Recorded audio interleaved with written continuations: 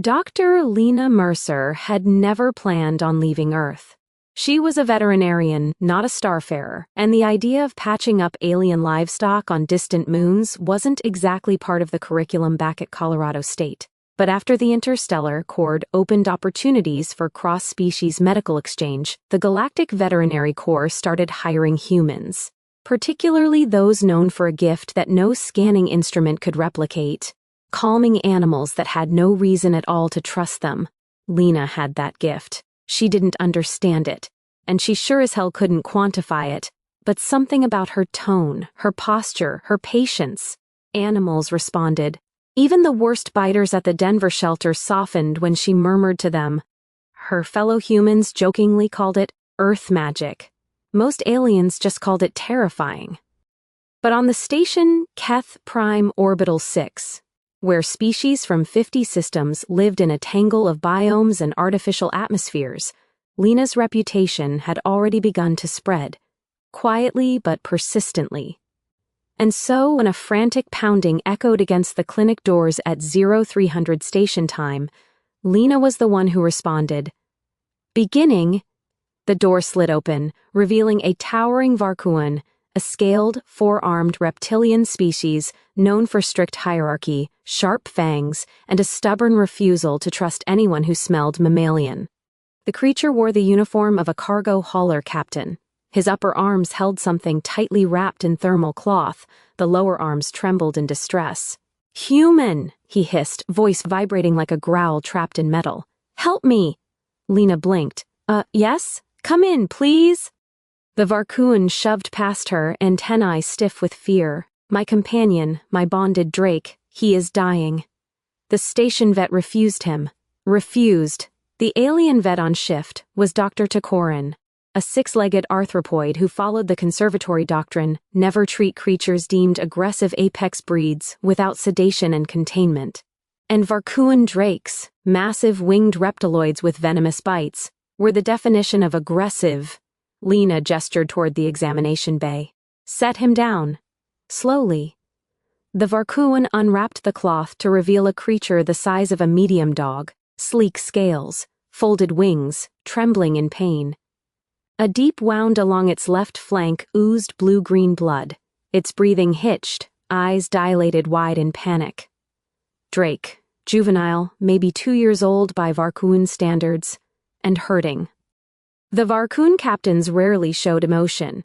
Their culture valued stoicism bordering on hostility. But this one's eyes were going glassy. "They told me he is too dangerous," the captain whispered, "that he will lash out, that only Varkuan vets can treat him, but none are stationed here for another 6 cycles. Please, human, please." Lena put a hand on the captain's nearest shoulder, warm, rough scales. "What's his name?" "Korkath." "Okay," she said softly. "Let's help Korkath." The drake's head lifted, jaws trembling, fangs glistening. A low growl built in its throat. Other vets would have immediately sedated him or requested restraints. Lena didn't. Instead, she stepped closer, hands relaxed, shoulders loose, heartbeat steady. She lowered herself to eye level with the wounded drake. "Hey there, buddy," she whispered. "Easy, easy, buddy. You're safe." The drake froze, blinked once. Then, astonishingly, it lowered its head and let her touch its snout. The Varkuan captain gasped. He accepts you?" "Seems like it," Lena murmured. "Let's figure out what's wrong." Middle. The wound wasn't natural. Something had cut through the drake's flank with brutal force. "Captain," Lena said, examining the injury, "this looks like shrapnel tearing. Was he near explosions recently?" The Varkuan hesitated. "A meteor fragment ruptured a cargo pallet. He shielded me with his wings." His voice cracked. "He saved my life." Lena nodded. "Well, we're going to return the favor."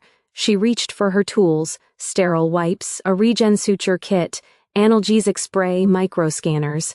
The drake tensed with each sound. Lena crooned softly, words meaningless but tone deliberate, a steady rhythm of reassurance. "Easy, buddy. You're okay. We've got you." The Varkuan watched in awe. How do you do that?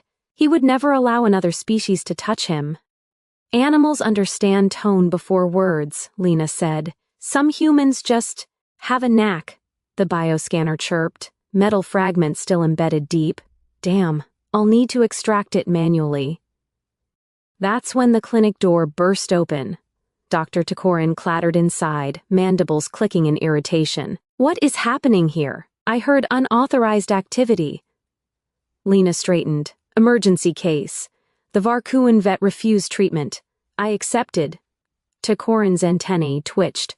Humans are reckless. That creature is registered as a Category 4 threat animal. He's in pain, not aggressive. Takorin's voice sharpened. Pain causes aggression. What you are attempting is malpractice. You must sedate him immediately and restrict movement. The drake growled at the newcomer, wings flaring. Lena kept one hand on Korkath's neck, steadying him. With respect, doctor, sedation in this condition could depress his respiration. It's risky. Then refuse treatment, Takorin snapped. The Varkun captain snarled, all four arms tensing. If the human stops treating him, I will— Enough! Lena lifted her free hand. Both of you! Her voice wasn't loud, but it carried. She turned to Takorin. I know the protocols, but I'm not blindly following a rule that jeopardizes a patient's life. I can handle him. Takorin clicked angrily. And if you are wrong? If he kills you? Lena gave a calm, almost weary smile. Then write a note on my chart saying I went down doing my job. Before Takorin could retort, Korkath whimpered, a sound sharp enough to cut tension like glass. Lena immediately refocused. See? She murmured. He just wants the pain gone. She began the extraction. The procedure— blue-green blood welled as she opened the wound with the regen spreader. The drake jerked, but Lena whispered again, gentle, determined. Easy, buddy. I've got you. Her hands moved with steady precision. She found the shard, jagged, 0.5 centimeter long. Using microclamps, she gripped it. The drake's wings trembled violently. Almost there. Good boy. Almost. The shard came free with a wet clink. The drake sagged, exhaling raggedly. Lena immediately irrigated the wound, applied regen gel, then sutured. Within minutes, the bleeding slowed. Takorin watched in stunned confusion. You are not dead, he said, baffled. How are you not dead? The Varkun captain gave a rumbling laugh.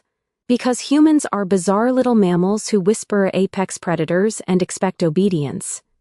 Lena's stomach dropped. Korkath's wound came from that meteor fragment. Meaning, he might be infected. The captain's voice shook. What do we do? Lena checked the drake's scanner logs. At first glance, everything seemed normal, but then she saw it. A faint irregularity in cellular activity around the wound edges. If untreated, the spores could spread through the bloodstream. She swallowed hard. We need to neutralize it before it propagates, and spores like these respond to heat pulses. Takorin stiffened. A heat purge? That could injure the drake. Not if I regulate it, Lena said. I can target the immediate tissue area. The Varkuan nodded. Do it. Takorin protested. She is not certified in xenothermal purging. She saved him once, the captain growled. Let her try again. Lena was already prepping equipment.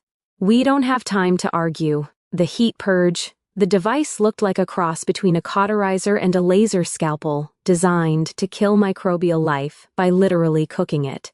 Too little heat and the spores lived. Too much, and the host tissue burned. Korkath whimpered as Lena approached. He sensed her worry. Easy, buddy, she whispered again. This part's going to sting. Stay with me.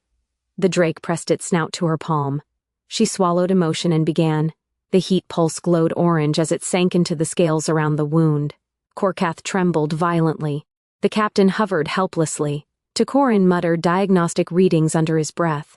Heart rate elevated, Takorin warned. Thermal load increasing rapidly.